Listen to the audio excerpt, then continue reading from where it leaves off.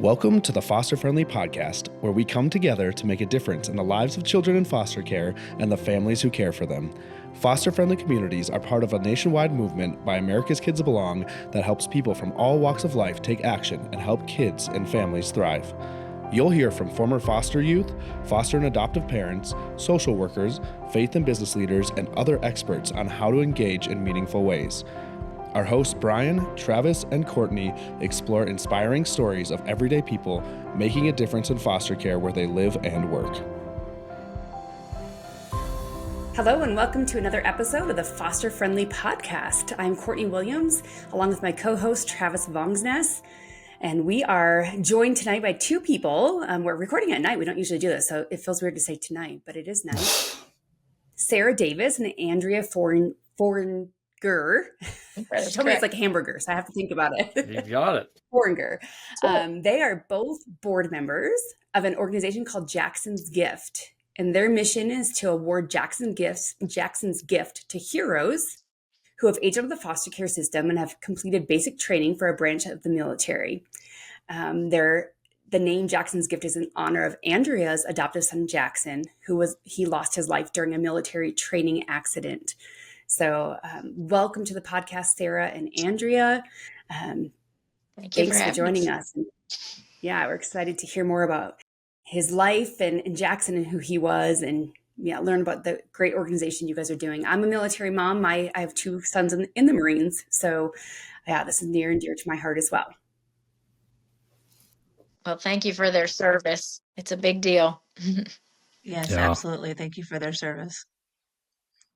Yeah, well, welcome to the podcast. And, just from Courtney and I, just to express, the condolences that you did lose Jackson and, the loss of his life. But let's go down the backstory of his life. So tell us about his early life and then him entering into foster care. Okay, well, Jackson's Gift actually is the perfect name because Jackson really was a gift to anybody who ever met him. Just a very kind soul, and he went through a lot of difficult things. His biological parents were unable to care for him. There was, I guess he once told me his earliest memory when he was about 3 years old. He vaguely remembers his birth mother, but she had left, and there was drug abuse and things like that. And so he had a biological father that he was with, and that was a very dangerous situation for him. And his father was in a lot of drug trouble and things like that. There was a grandmother, and I'm not sure if this was his mother's mother or his father's mother, but he remembers her caring for him when he was a toddler and in his young years. So he does remember being loved and being cared for by a grandmother. So that was some positive early memories that he had. But when he was 9 years old, she had passed away.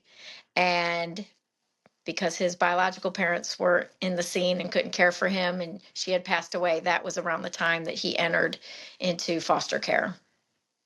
So from there, that's really only the story I know from him telling me from his memories. But from there, he did, he did enter the system, and he was about 9 years old. And this is what year around? So he was, let's see, in the system, he was born in 2003. So he was about 9 then. So, in 2012, I guess he would have been around there. Okay. So, yeah. And that was, I'm not even sure. I think that was in Florida, but I'm not positive exactly where he was. It could have been somewhere in South Carolina. I know he was born in Anderson, South Carolina, but they had moved around. So I'm not really sure where he was with his grandmother. But at the time of him entering foster care, he was 9 for the first time. Okay. 9. And you say that about the same time, he heard about a summer camp. Tell us, Andrea, what that summer camp was all about and what did that instill in his heart? So that was he was 9 years old. He was in the 3rd grade, and he was still with his grandmother. at this time, because this is part of his memory of this summer camp where the idea of being a Marine was started. That's where the seed was planted. He was in school. He said there was Marines that came to visit the school. And so for something going on in the school where he was, and the Marines came and they talked to the kids and talked to the classes. They were telling them about this summer camp that they had at Parris Island in South Carolina. And he ended up going that summer.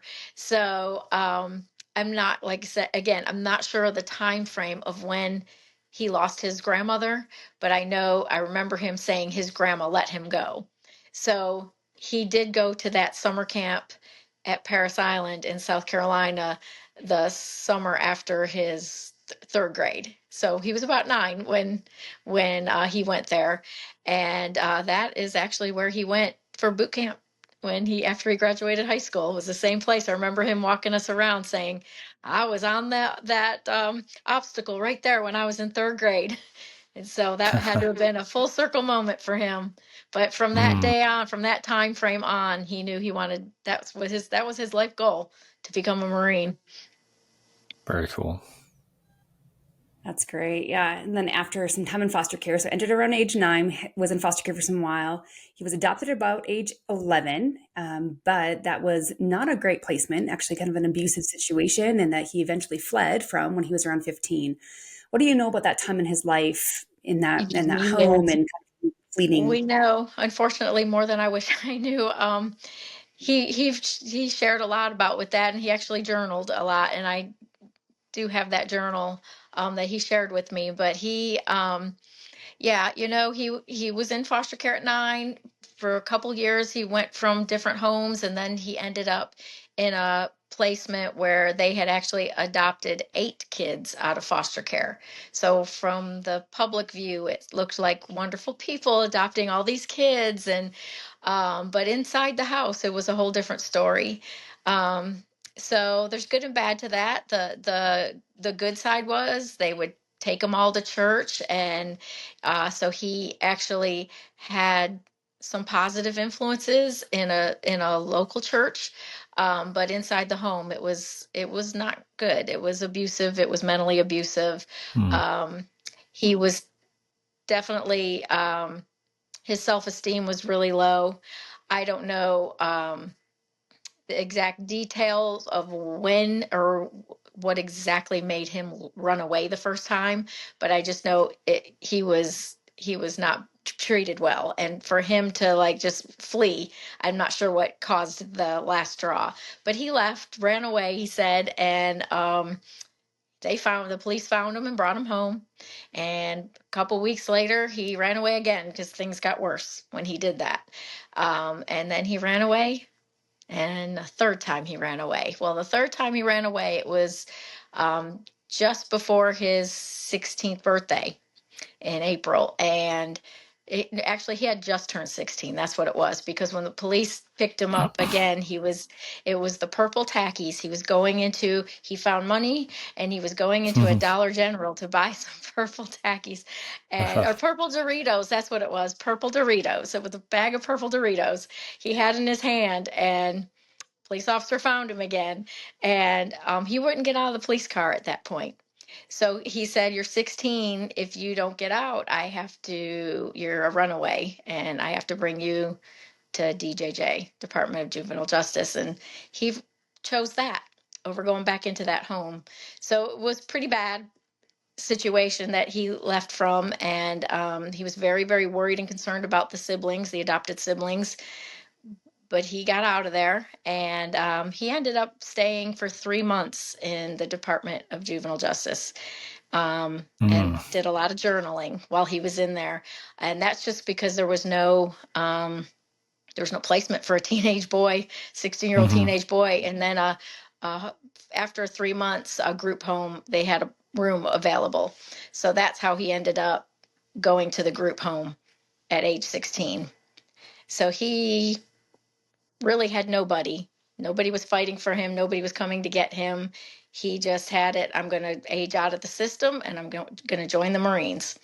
And his goal to be a Marine was still burning strong in him at that time. Yeah. Take us into then in that phase of just what you know about his time at the group home then, like how long or what that experience was like for him there. Yeah. So when he was the great part about this was my husband was a mentor. We've been foster parents. We started fostering in 2015. So we had been foster parents for about 4 years up to that point. And so this was 2019. And we were on a break. So that was our deal. We were on a break from fostering. We had a lot of placements, and sometimes you just need a break. And so my husband said, well, while we're on a break, I'm going to mentor over at the group home. He heard about the need there. So he had a couple of boys that were brothers that he was mentoring. And he went there in May. And I beg your pardon, it was June because Jackson was in the uh, Department of Juvenile Justice for a few months. So it was the end of June of 2019 that he went to go pick up these boys, and they were going to go play some basketball. And they said, hey, can Jackson come with us? And my husband said, who's Jackson? And he said, this kid that just showed up here yesterday. So they brought Jackson along to play basketball. And that's when my husband met Jackson. And instantly those two bonded. It was 100% instant for them. And then Jackson started coming along and on all the mentoring adventures that he took the other boys on. And the other boys ended up moving on. And then my husband kept mentoring Jackson, which wasn't very long because it was June and August of 2019. Jackson came to church with us one Sunday and put his arm around me. And he said, you should let me live here. So he was very comfortable. I said, well, Jackson, we're on a break. We're on a break. So yeah, that break didn't last very long at all. Yeah. But we met him through, like I said, my husband met him through mentoring, and the two of them it was just instant that they bonded. Did you have other kids at home at the time? So no, at the time, so when we started fostering, we didn't start fostering until our two biological boys were junior and senior in high school. So they were already out of the house when we had met Jackson. But we did have another young man. His name is Cameron. Him and his brother, we were fostering them at the time, and they had just gone back to, we had them for 2 years, and they had just gone back to a family. So that was our break. But the younger one lives with us now. We have legal custody of him. He came and moved back with us. Situation didn't work out where he was placed back in a home, and they asked us, will you take him back? And absolutely. So we have legal custody of a 15, almost 16-year-old now. So Cameron is in a lot of pictures with Jackson because he was, the two of them. I was here first. No, I was here first. No. they would bicker like brothers. But we adopted Jackson before we had full legal custody of Cameron, but Cameron was still in our home holidays and weekends and things like that. So, but we after we had adopted Jackson, then we got custody of Cameron. So they were brothers, bickering brothers. The bickering brothers. Yes. Oh man, I love that in the story too, where you kind of see the bond, whether it was your husband or just sort of that magic start to form, and kind of lead the way in a way of what would happen next, and kind of the bickering brothers and stuff. So, did you have any other questions about the adoption, Courtney, or things you want to say? I think so. Yeah.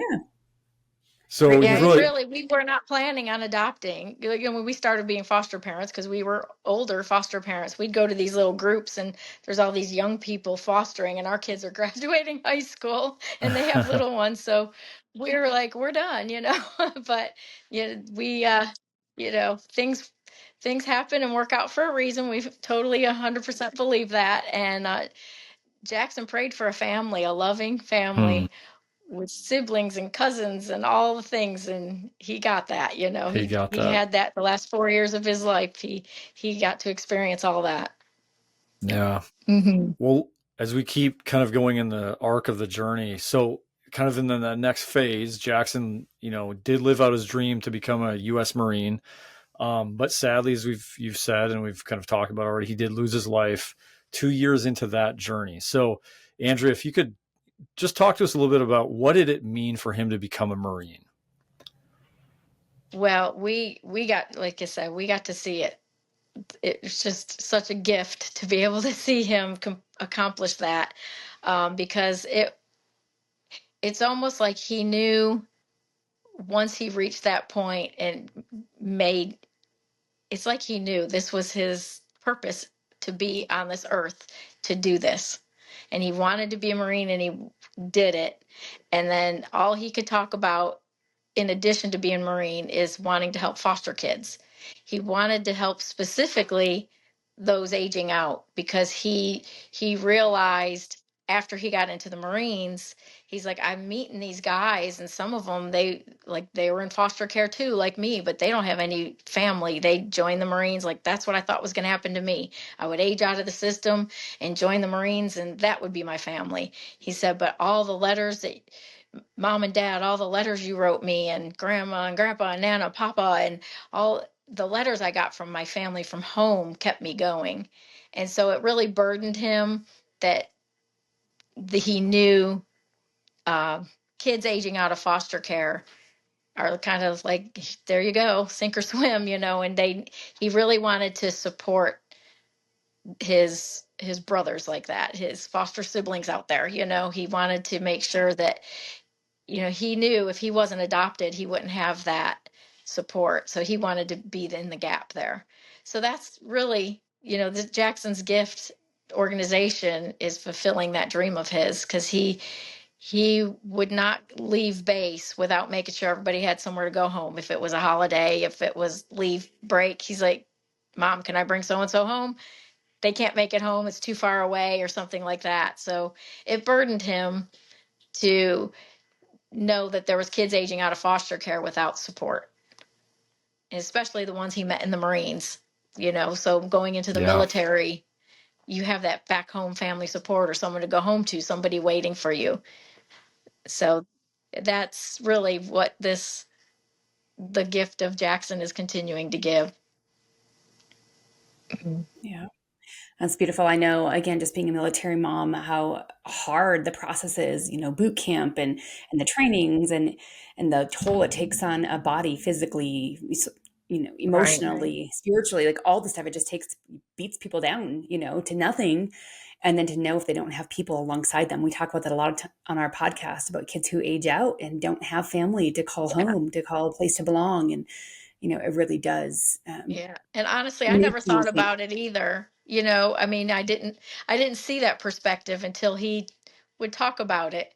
He said, these guys, these buddies of mine, they were in foster care like me, and I'm like writing letters and getting letters, and he would ask me, would you write to this guy? I'm like, oh, yes, I'll write to him. So he would want to make sure That's that they were cool. getting some letters. So I never really, like I said, I didn't see it that way either. You get Jackson was somebody who really was gifted in letting you see things through a different perspective, because he had to do that to survive. And so I think, like I said, Jackson's gift is named appropriately because he had a gift with people, and seeing the bigger picture of their purpose for things happening. I mean, he could have been a troubled kid getting in trouble and doing bad things.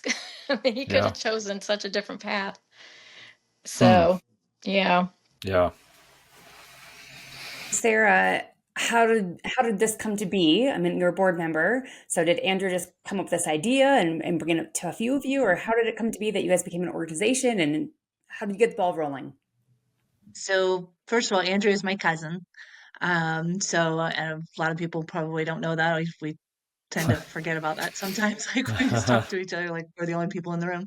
But so she because of social media, we were able to, kind of keep in touch as we all moved. We all grew up in New York, but then moved away as we got older to different states and stuff. And, so with social media and Facebook and stuff, we were able to kind of still watch Andrea's family grow and then have Jackson join them, and different things would be posted. And, it was always fun to watch and kind of, feel like you're still connected, because you don't see each other as much. She's in South Carolina, I'm in Florida, and we have, our immediate families and things going on. So, I kind of saw some things over the years with Jackson, and always thought, how awesome it is that Andrea and Todd are so willing to give their time to foster, these children and do these different things. And then, of course, when I saw, she had posted a few days after he had passed away, which,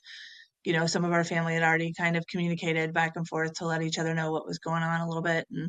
Um, I talked to Andrea shortly after, and as many of our family members did, and a couple months kind of went by, and it just was something that really sat heavy with me, over the fact that here you have this foster child that is going through one system and then now wants to join the military and is going to go through another government system, Mm-hmm. that are two great systems. Well, I wouldn't say that they're great systems, but they're systems set up, Mm-hmm. but they don't match well. Mm-hmm. So they don't mix well together. So it was something that just, I just kept thinking, wow, this kid is so selfless. He was so, you know, why would you want to serve your country after you've been through the foster care system, is all what kept going Mm-hmm. through my head through the whole thing.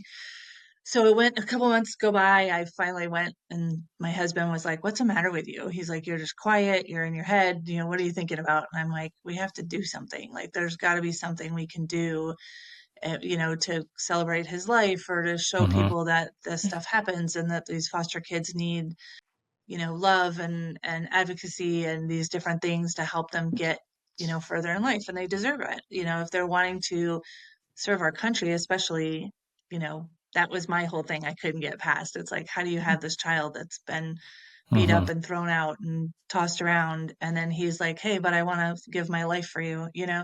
before even thinking about him passing. That's amazing. And so, I talked to my husband a little bit about it, and I said, I want to start something. So I called Andrea and Todd and said, "I have this idea. And if you guys don't want to do it because it's too hard, let me know." And I said, "But I have this idea." And I said, I would like to do something for foster kids that are aging out and enlisting, as he did, even though he was adopted. He was fortunate to have a family that stepped in and helped and advocated for them and loved him and did these things. But there's a lot of kids out there that don't have that. And so our initial process of this was to give a thank you gift to kids that are aging out of foster care and enlisting in the military. And so we'll be there for them, as much as we can. We would give them a monetary award. Right now it's $2,500. We're hoping as we build, we'll be able to do more and more throughout the years, for each kid. But right now we're giving a $2,500 gift to them if they pass boot camp. So that's their two things: is they had to be in foster care, aging out of foster care, and they had to um, graduate boot camp, and they get $2,500 for filling out a one-page application. So we try to keep it simple and get our name out there and reach people, and show what Jackson did, and the light that he's been through this whole thing in the last 2 years has been amazing. And we really feel like Hmm.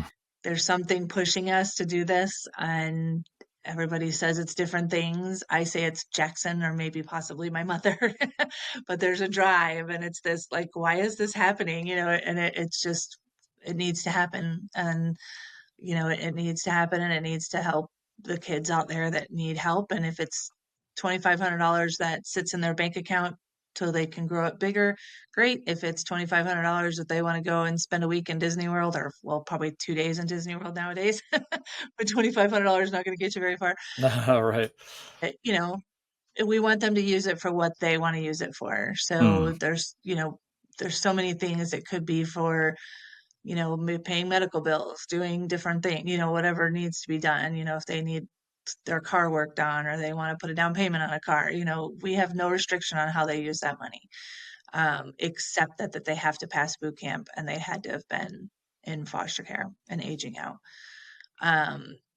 We've had people ask us if we're going to be doing it for kids that have been adopted out of foster care and then enlisting. And we've kind of, it's on our list of things we discuss every couple months, but right now we really just want to try to reach the kids that don't have anyone and try to be there for them. And, when you're adopted, most of the time, you have a sincere family that wants to help you and do things with you. And, when you don't have that, they have nothing. I mean, we've met many, many young men that are trying to get in the military and they don't have anybody to advocate for them. There's the rules of the military have changed so much over the last few years that it's more difficult to get in. And, there's just a lot of different things. So we're trying to be an advocate. We're trying to be changing things if possible down the road, with the different rules and stuff with the military and foster care, and hoping we can have a voice in that at some point, and just really getting our name out there to get these youth to know we're here to do this. That's been the hardest part of it, but it is, the whole program is there just to say thank you. So thank you. I love the way you kind of set that up, Sarah, and described, these two government systems or kind of large things that have their own stories and are, very different, obviously. And then also the parallels. It made me think, as I was thinking about the resilience Jackson gained, in foster care, and sort of a battlefield, if you will, of different deployments to scary places, foreign lands, in a way of like what that would have been like. So you can also kind of see how that landscape really did form him probably into being, a Marine that could face tough stuff too. So, but I love that this gift opportunity is sort of merging a connector of these two things, these government systems or structures. Tell us a little bit too of like, so you set that up really well and described it well. What has been kind of the hardest part so far of getting that organization up and running as you've kind of launched this thing? So either of you feel free to answer the thing that. we've run into, the thing we've run into with the military is they have a program now called MHS Genesis, which is Military Health Services Genesis. And it's where everybody that is a veteran or they're enlisted in any way, if they're reserves or they're full-time, it doesn't matter, their information goes into this program. And the program's been around a couple of years. It's not been around as detailed as it is right now. And so that program is a great program because it helps like keep their doctor stuff all organized, and it helps keep their prescriptions organized and all their different things. So the problem for a foster care child was the minute they go into foster care, just about every state in the United States requires them to go to mental health counseling because they've been traumatized in some way, which makes total sense, right? So you send them to counseling, try to get as much attention to them and therapy with them to get them through their trauma. But the problem with the MHS Genesis is then red flags any mental health counseling, because in the military, they can't have somebody that doesn't have a mental health stable environment in the military. So I say that there's these two government systems. It's almost like oil and water. They don't mix well because of that one mental health issue. Not that it's a small issue. I'm not saying that it shouldn't be there. But if you have a youth that had a mental health problem when he was 12 or 14, should they be still holding that against them at 18? So a lot of people tell these youth to lie on their applications. You can no longer lie on your application to the military. They will know everything. So that MHS Genesis takes your social security number, pops it in there, and it pulls everything that's ever touched your social security number. So any kind of counseling that you went to, you most likely filled out paperwork and their health insurance paid for it, right? So that it's going to hit through their social. So it's unfortunate because, for years, people were told they could lie on their recruitment applications. Nobody knew anything different. We're still hearing that. Oh, just tell them to lie on it. I'm like, you cannot lie. Hmm. If you lie on it, they're gonna know, and then you're not getting in. So what we're trying to do with the youth that we've met, or trying to educate teachers and different people in the foster care system, like the different caseworkers and stuff, is to try to say, make sure they don't lie, number one, because they're going to find out. And when we try to explain to them why, and why that thing is there. But now the military gives what's called a waiver for different things. So like if you go in and broke your shoulder and you had to have surgery and you have pins and stuff, you have to get a waiver to say a doctor said it's still okay for you to go in the military and it won't hurt anything and you don't have lost like long time effects from it. So the same thing will happen with mental health. So the further away it is from the time that they're trying to enlist, the better it is for that youth. So if the youth was 17 and he was Baker acted or in trouble, with DDJ or what, one of those places, then he is going to have a harder time he or she is going to have a harder time getting in because it's too close to that date, so the further away from the date of their age, does that make sense? Like where the closer to their age, the harder it is to get a waiver, the further time period. So we're trying to just like inform people of that and letting them know, don't take no for an answer. There are ways to do it. If your recruiter is not telling you these things or helping you find a new recruiter, and that's what we've kind of pushed with some different youth that we've talked to, is just don't take no for an answer. If that's your dream and you want to go in the military and this is where you feel you need to be, then don't take no for an answer. And so that's kind of become our motto lately, it seems like a little bit, um, and just push for yourself. And if you can't push for yourself, find someone that's going to help you. And so we've kind of dealt with some stuff here locally in Sarasota where I'm getting a lot of calls from a group called Safe Children's Coalition, and they're looking for mentors and different things like this for these girls and boys that want to go into the military. So we're trying to find veterans to match up to those individuals so they can go and help them with recruiters. And so it's kind of turned a little bit than just saying a thank you gift. We've definitely had some more advocacy in our program, which is great. We love it and it makes you feel good. And so we hopefully will get our name out there and get the word out there that we're here to help these kids as much as we can. Yeah. So yeah, the gift is, I just think even just this last weekend, my one of my sons who's in the military, he came home for Thanksgiving and we helped him with a plane ticket, and things are expensive and just having family. So the gift, I can definitely see how it would really bless young men and women who don't have that gift of family, don't have those conveniences that we Exactly. often have, and we don't realize how much we take those things for granted. So thanks for what you guys do and for setting that up. What are your guys' hopes and dreams for the future with Jackson's Gift moving forward? I could start on that one. Really, I mean, it's just the way this is all unfolded is so Jackson. Like Sarah was saying, started as a monetary thank you gift, but we've been connecting with people and being able to advocate and be a voice. And that's what Jackson wanted to do. He wanted to advocate and be a voice for these. He knew what they were going through. He knew the struggle. He lived the struggle, and he was adopted, so he was able to have that power to help others because he's been through what they were going through.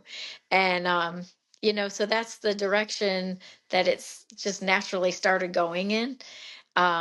So I think that's really exciting, and I really, that's what I hope continues, is just Jackson's legacy. I mean, just knowing that if there's someone out there that has lived this path of, and you were talking about, yeah, being in foster care definitely prepared Jackson to be a Marine, because he said that. He was like, I didn't realize all my life I was I was preparing, it Yeah. was preparing me for these people yelling in my face Hmm. and me hiding in a ditch. He did all Yeah. those things happened to him before he was at a Marine boot camp. Wow. So so it's just this being a voice.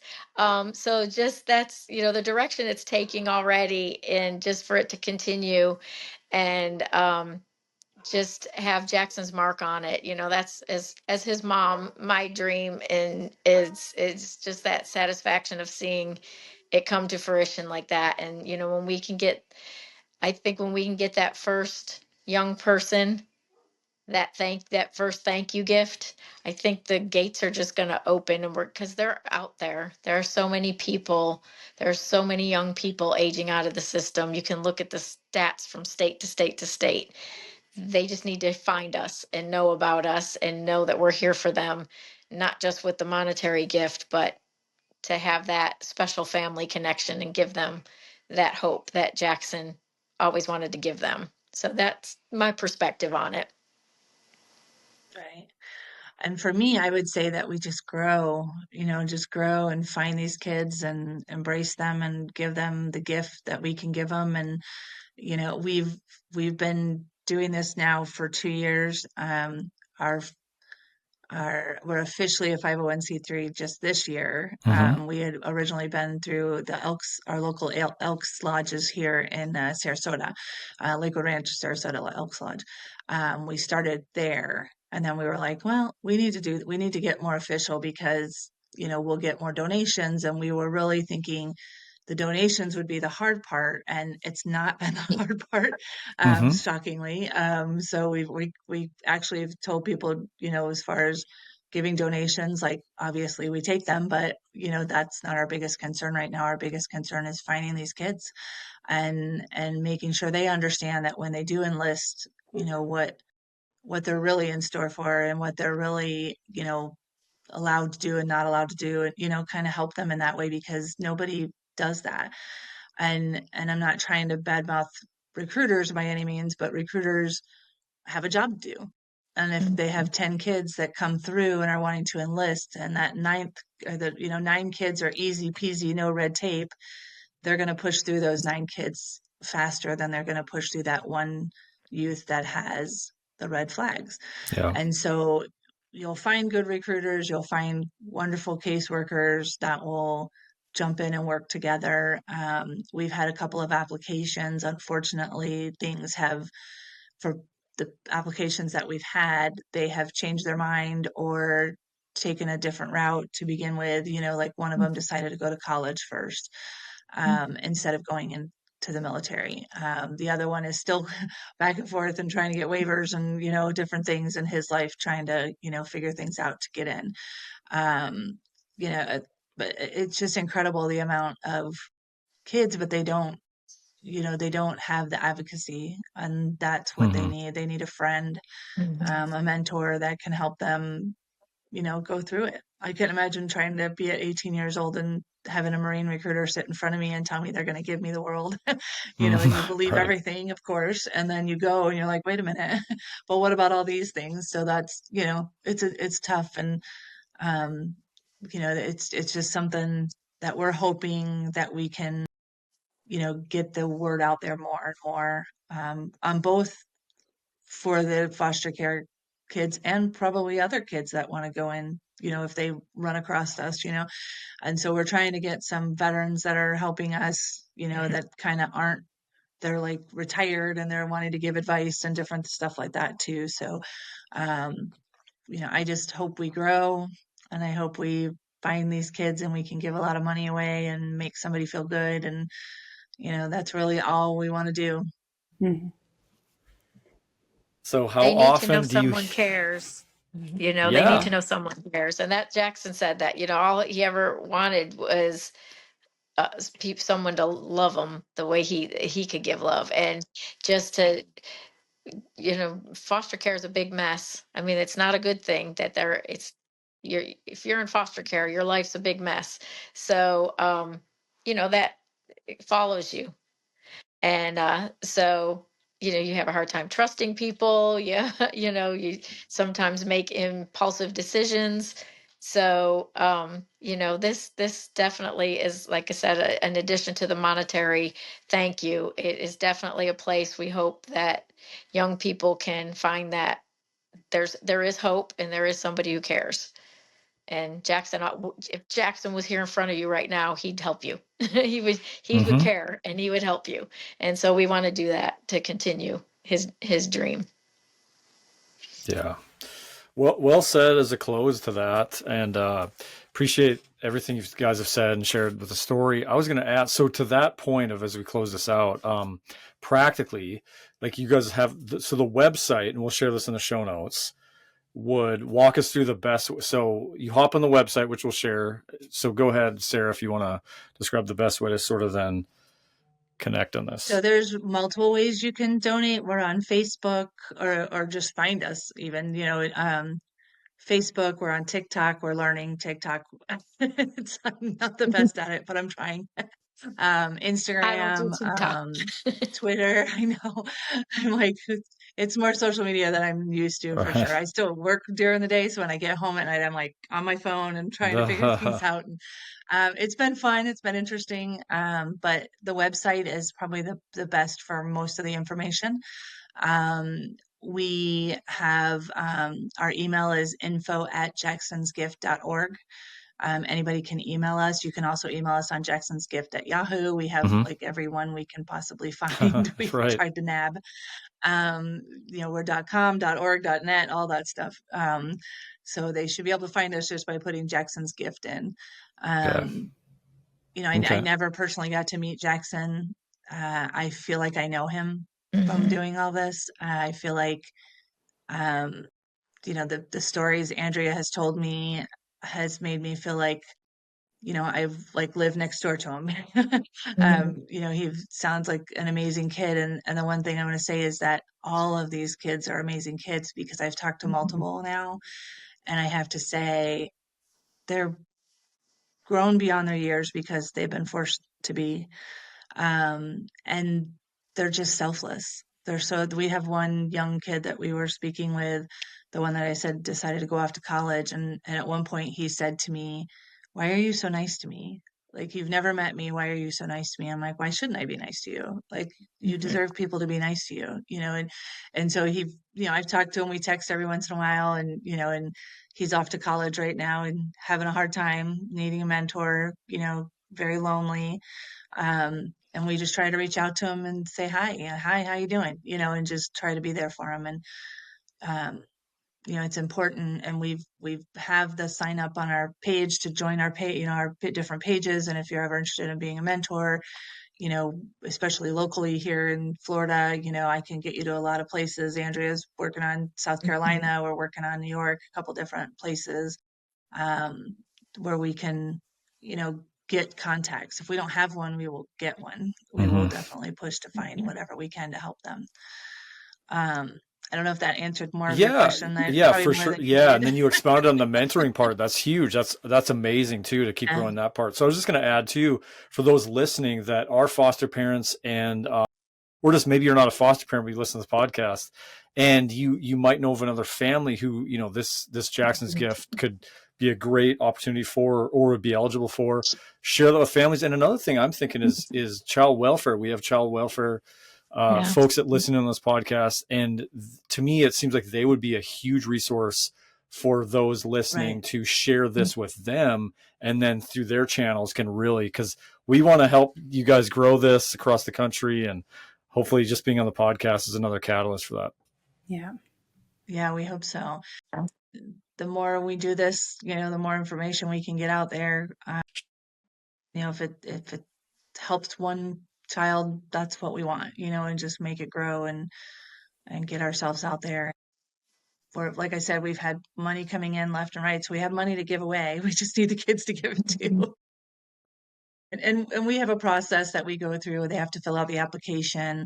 It goes before our board. Our board reviews it and makes decisions, and then they have to obviously graduate, and get through different levels. I wanted to make a point too that I think we forgot about was they don't have to just now be like aging out. Okay. It could have been 3 years ago that they aged out and they're in the military. They can still fill out an application. It doesn't have to be happening, like as we're going. It's one of those, if you went 3 or 4 years ago and you can show that, you were in foster care, and then fill out an application, and get it to us, because we're happy to help you in any way, even if you're well beyond military and you were aged out foster care.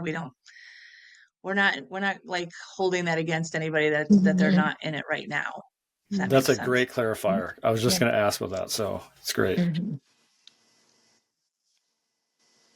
Well, you two, thank you for sharing. Andrea, thank you for sharing about Jackson. And again, we're sorry about your loss, but so thankful that he had you, that your family, and felt that sense of belonging. It just helped him to get through boot camp, to get through those years, and to know that he had you guys. So we hope that for all kids, right? We want all of these kids in care to feel that they have people, to feel that there's a community behind them.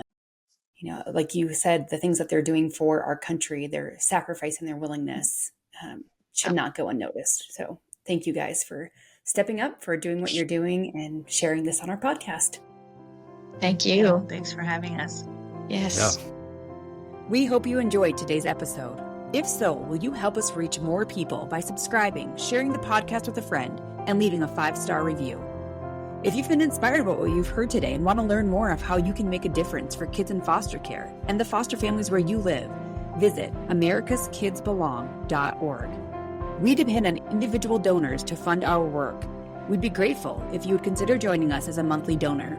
Visit americaskidsbelong.org to make your tax-deductible donation. Thank you. Together, we can ensure a family for every child in foster care and a foster-friendly community to ensure every foster family feels loved and supported.